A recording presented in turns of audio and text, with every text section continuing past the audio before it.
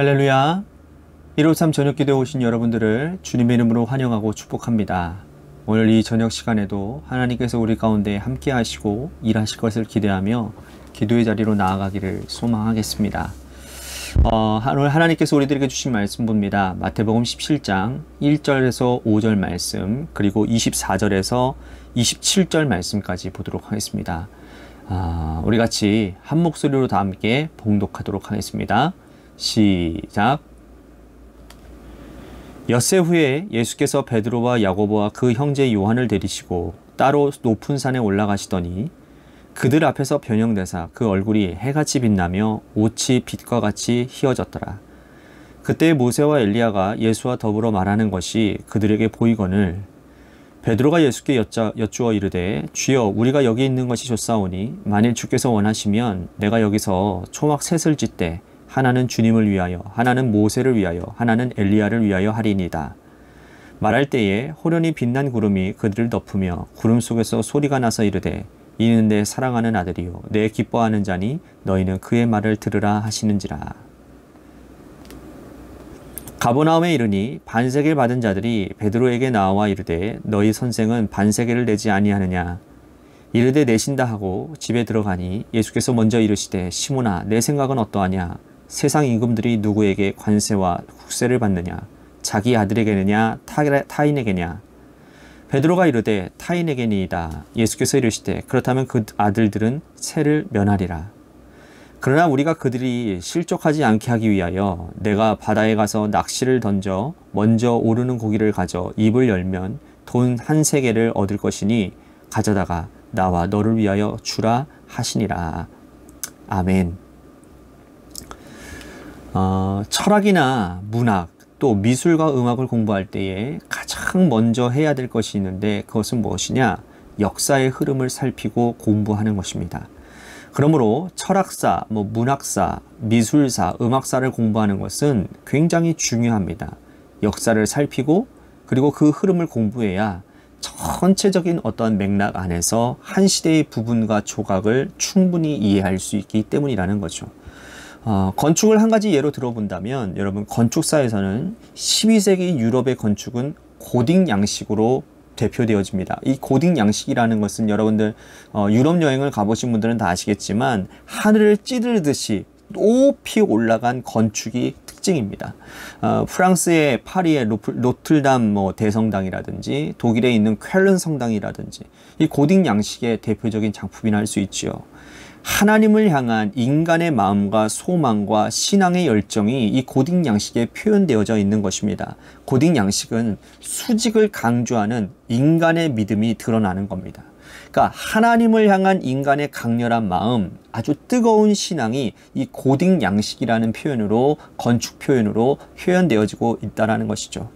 하지만 이렇게 수직만 강조하지는 않았습니다. 고딕 양식이 시들해지면서 종교개혁과 르네상스를 지나가면서 유럽의 17세기가 되었으면서 수평적인 건축에도 관심을 갖게 됩니다.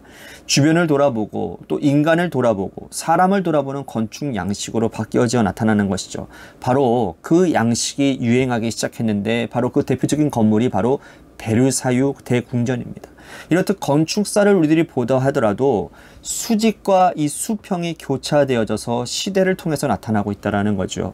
수직이 먼저 나타나고 그리고 수평이 나타나는 것은 건축뿐만이 아니라 문학에서도 미술에서도 그리고 음악에서도 신을 향한 인간의 열정과 동시에 시간이 지나면서 이웃과 사람을 향한 사람의 마음이 반복되어져 나오는 특징을 가지고 있다는 것입니다. 그렇다면 우리가 하나님께 나아가는 믿음과 이웃을 향한 신앙은 무엇이 과연 앞서야 되는 것일까요? 신앙은 수직과 수평 어느 하나에 치우쳐서는 곤란합니다. 하나님을 향한 수직적인 믿음과 또한 주변의 이웃과 사람을 향한 수평적인 사랑이 하나가 되고 일치가 될 때 그때 우리는 제대로 된 믿음 생활, 제대로 된 신앙생활을 한다라고 말할 수 있는 것이죠. 오늘 살펴보는 본문 말씀에 예수님께서는 위를 향한 하나님에 대한 믿음과 또한 주변과 이웃을 향한 수평적인 사랑을 동시에 보여주고 계시는 장면입니다. 예수님께서 하루는 이 베드로와 베드로와 야고보와 요한 이 세 명의 제자를 데리고 기도하기 위해서 높은 산에 올라가셨습니다. 그런데 그 높은 산에서 한 번도 경험해보지 못했던 놀라운 일들을 이 세 명의 제자가 경험하게 됩니다. 다시 말씀 봅니다. 2절에서 3절 말씀 보십시오. 그들 앞에서 변형되사 그 얼굴이 해같이 빛나며 옷이 빛과 같이 휘어졌더라. 그때의 모세와 엘리야가 예수와 더불어 말하는 것이 그들에게 보이거늘 깜짝 놀랄 일이 벌어진 것이죠. 어느 높은 산에 올라갔더니 모세와 엘리야가 그 가운데 예수님과 함께 대화를 하고 계시고, 그리고 옷이 빛나게 휘어지면서 얼굴이 변하면서 광채가 나는 일이 일어나는 거예요. 베드로가 그 모습을 보고는 깜짝 놀라서 주님께 이런 청을 드립니다. 4절 말씀 보십시오. 베드로가 예수께 여짜 이르되 주여 우리가 여기 있는 것이 좋사오니 만일 주께서 원하시면 내가 여기서 초막셋을 짓되 하나는 주님을 위하여 하나는 모세를 위하여 하나는 엘리야를 위하여 하리이다. 베드로가 이렇게 말하는 것도 여러분 무리가 아니었던 것은 바로 여기가 천국이라고 생각했기 때문이에요. 모세도 보고 엘리야도 보았기 때문이고, 또 그들의 모습과 주님의 모습이 천국에 있는 사람처럼 빛나는 그런 환하게 광채가 나고 옷이 휘어지고 얼굴을 들 수 없을 정도로 되어 있기 때문입니다. 여러분, 모세가 누굽니까? 출애굽의 영웅이지 않습니까? 엘리야는 누구입니까? 죽음을 보지 않고 하늘나라 올라간 사람 아닙니까? 베드로가 생각하기에는 여기가 여기에서 영원히 머무르면서 주님과 함께 기도하고 살고 싶고, 그러니까 여기서 그냥 신앙생활하고 싶으면 살고 싶다라는 생각이 들었다는 것 같아요. 하지만 그때 하늘에서 한 소리가 이 제자들에게 이렇게 외칩니다. 5절 말씀 보십시오. 말할 때에 호련히 빛난 구름이 그들을 덮으며 구름 속에서 소리가 나서 이르되 이는 내 사랑하는 아들이요 내 기뻐하는 자니 너희는 그의 말을 들으라 하신지라. 하늘에서 소리가 나서 이는 내 사랑하는 아들이고 내가 기뻐하는 자다 라고 말씀을 하십니다. 우리는 이 말씀을 여기서 처음 듣지 않았어요. 그죠? 예수님께서 세례 요한에게 세례를 받으시고 물 위로 올라오실 때에 성령이 비둘기같이 임하면서 하늘에서 소리가 났습니다. 똑같은 음성이었죠. 너는 내 사랑하는 아들이요 내가 기뻐하는 자다. 그 당시 하나님께서 사랑하는 아들 예수님이 요한에게 세례를 받고 난 이후에 이 말씀을 하신 이유는 뭡니까? 순종하셨기 때문이에요. 예수님께서 이 땅에 오신 것은 아버지가 모든 인류를 구원하고 구속하기 위해서 아들을 보내신 것에 대한 아들이 순종한 장면이라는 것이죠. 순종한 이 표시로 죄 없으신 주님이 죄 많은 인간에게 세례를 받으심으로 인하여 동역하겠다라는 겸손의 모습을 보여주셨습니다. 그래서 하나님이 기뻐하신 거예요. 이는 내 기뻐하는 아들이요 내 사랑하는 자다. 순종할 때, 겸손할 때 하나님이 이렇게 말씀하신다라는 거예요. 동시에 오늘 마태복음 17장에서 예수님께서 하나님께서 이들에게 이렇게 아들을 향하여 말씀하시는 이유는 그 전장인 16장에서 아들 되신 예수님께서 그 순환을 예고하셨기 때문이라는 거예요. 내가 곧 십자가에 달리고 고난받고 죽고 3일 만에 부활할 것이다. 아들은 이 땅에서 살아가면서 삶의 목적이 아버지께서 자신을 보내신 이유와 뜻을 실천하기 위한 것이 그의 분의 삶의 목적이었다라는 거예요. 오로지 순종이라는 거죠.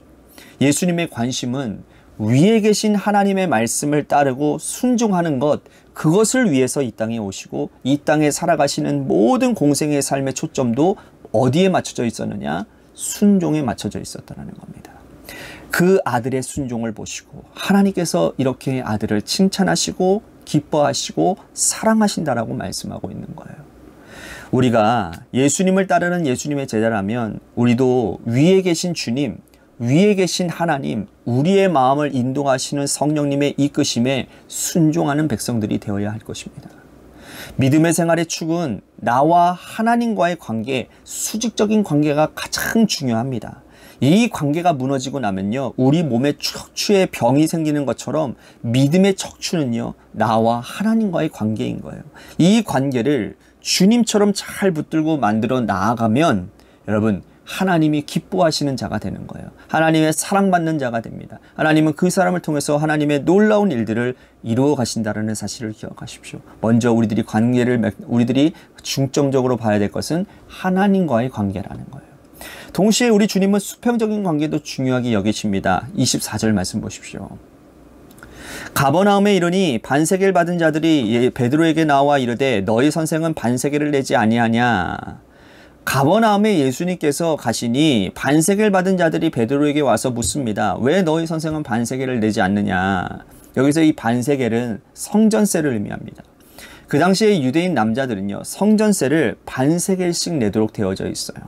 그래서 성전세를 걷는 사람이 베드로에게 와서 왜 너희 선생은 성전세를 내지 않느냐라고 말하고 있는 거예요.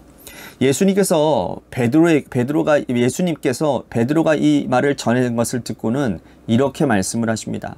세상에 어떤 임금이 아들에게 관세를 거두느냐? 타인에게 세금을 거두지 않느냐? 타인에게 세금을 거두지 않느냐? 그러면 나는 하나님의 아들인데 나는 이 세금을 낼 이유가 없지 않느냐라는 거예요. 그런데 믿지 않는 사람들, 아직까지 나에 대해 잘 모르는 사람들, 주변에 이것 때문에 시험 들 만한 사람들을 위해서 내가 성전세 내겠다라고 말씀을 하십니다. 그리고 베드로에게 이렇게 부탁을 하세요. 27절 말씀 보십시오. 그러나 우리가 그들이 실족하지 않게 하기 위하여 내가 바다에 가서 낚시를 던져 먼저 오르는 고기를 가져 입을 열면 돈 1세겔을 얻을 것이니 가져다가 나와 너를 위하여 주라 하시니라. 낚시를 해서 고기를 건져 올리고 입을 열면 1세겔을 물고 있을 것인데 그거 갖다 주라. 그거는 나와 너를 위한 성전세금이다 라고 말씀을 합니다. 주님이 여기서 중요하게 여기시는 것은 뭡니까? 사람들이 실족하지 않기 위하여 세금을 내신다라는 거예요. 하나님의 백성들은 나와 하나님과의 관계만 붙들고 살아서는 곤란하다라는 겁니다.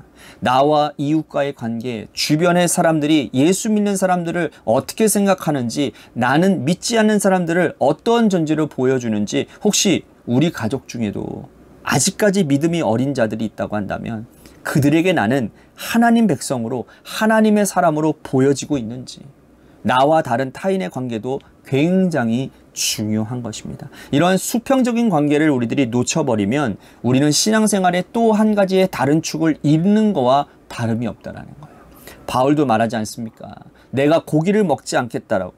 내가 고기를 먹는 것이 혹시라도 믿음이 연약한 형제들에게 믿음을 다치게 하는 일이 있을까봐 나는 평생도록 고기를 먹지 않겠다라고 바울은 고백합니다. 우상으로 드려진 이 고기, 유통되어지는 이 고기를 먹어야 되는 겁니까? 말아야 되는 겁니까? 사도 바울은 그거 먹어도 괜찮다라는 겁니다. 하지만 그것이 내 믿음에 거리낌이 없으면 괜찮다라는 거예요. 그렇지만 이것을 먹음으로 인해서 내 믿음이 거리낌을 당하거나 아니면 이것을 먹음으로 인해서 다른 사람들의 믿음이, 연약한 믿음을 가진 사람들이 아니면 이방 사람들이 그것을 보고 우리들을 비방하거나 하나님의 영광을 가리우는 일이 있다고 한다면 바울은 그거 먹지 않겠다라는 거예요. 이 고백처럼 우리 주님도 혹시 내가 반세겔 성전세를 내지 않는 것이 다른 사람들을 실족하게 하는 것이라면 나는 너와 함께 세금을 내겠다라고 말씀을 하는 거예요. 사랑하는 성도 여러분, 오늘 우리들이 두 축을 봐봤습니다. 하나님과 우리와의 관계, 수직적인 관계는 올바른 것인지, 또 하나님과의 관계가 바로 정립되어지면 수평적인 관계도 당연히 잘 정립이 되어질 것입니다. 그런데 이 축이 균형을 잃어버리면 제대로 된 신앙생활을 할 수가 없다라는 거예요. 건강한 신앙생활 불가능하다라는 겁니다. 오늘 하나님을 향한 우리의 믿음을 한번 점검해보는 시간이 되었으면 좋겠고, 또한 하나님을 믿는다고 하면서 혹시나 내 주변에 있는 사람들과의 관계는 어떠한지를 지금 점검해보며 기도의 자리로 나아가는 시간이 되기를 바라겠습니다. 또 한 가지, 우리 교회를 위해서 늘 기도하고 있습니다. 하나님께서 세워주신 몸된 교회가 하나님의 뜻 안에서 바로 세워지게 하여 주시옵소서. 저는 그렇게 생각합니다. 우리 교회에 이렇게 새벽마다 또 저녁마다 계속해서 기도하고 계시는 이 한 사람의 기도가 시드머니가 되는 거라고 저는 생각합니다. 그래서 이 시드머니가 당장은 거둬들이진 않은지는 모르겠지만 하나님의 때가 될 때에 이 기도의 시드머니가 분명히 거두게 되는 역사가 저는 일어날 거라고 생각이 되어집니다. 그렇기 때문에 기도하지 않는 사람들은 지금 눈앞에 나와 있는 이런 현상들을 보면 낙심할 수 있을지 모르겠지만 기도하는 사람들은 앞으로 일어날 일들을 바라보며 더 기도하고 하나님을 더욱더 신실하게 믿는 믿음으로 나아가게 될 것이라고 확신합니다. 여러분, 그러한 기도를 가지고 우리 같이 교회를 위해서 간절히 기도하기를 소원합니다. 여러분들의 기도가 분명히 이루어질 줄로 믿습니다. 하나님의 교회를 다시 세울 줄로 믿습니다. 또한 육신의 질병으로 고통당하는 우리 성도님들을 위해서 기도해 주시고, 또한 우리 고3 수험생인 이도현 학생과 한유진 학생을 위해서 기도하도록 합니다. 마지막으로 여러분들의 삶의 자리와 여러분들의 자녀들을 위해서 기도하시다가 시간 돌아가시기를 바라겠습니다. 우리 같이 시간 노래 끝날 때까지 함께 기도하며 나아가도록 하겠습니다. 기도하시겠습니다.